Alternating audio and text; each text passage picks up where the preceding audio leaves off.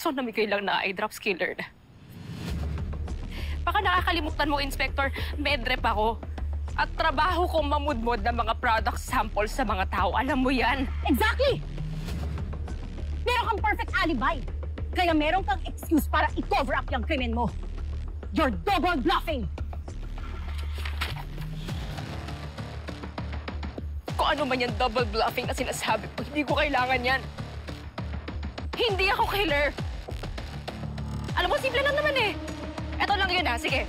Patunayan mo na ako nga yung naglagay ng eye drop sa tubig ni Zach. Sige, sasama ako sa'yo.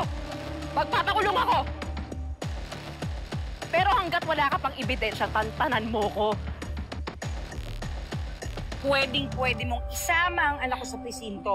Walang problema pag meron ka ng ebidensya. Pero kung puro bula-bula lang ang dala mo, mag-ingat ka, Inspector. Kasi pwedeng-pwede ka namin idemanda dahil harassment yan. Alam mo yan. I'm sorry, madam. But I'm an investigator. And I'm just doing my job and doing everything I can para mahuli ang isang cold-blooded murderer.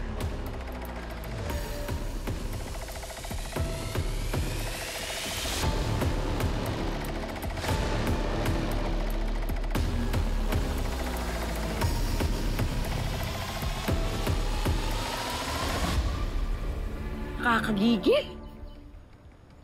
Huwag kang mag-alala, Ma.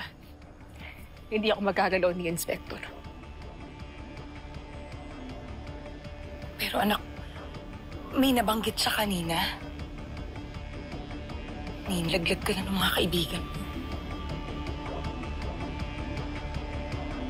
I don't know kung ginawa talaga yun ng mga kaibigan ko.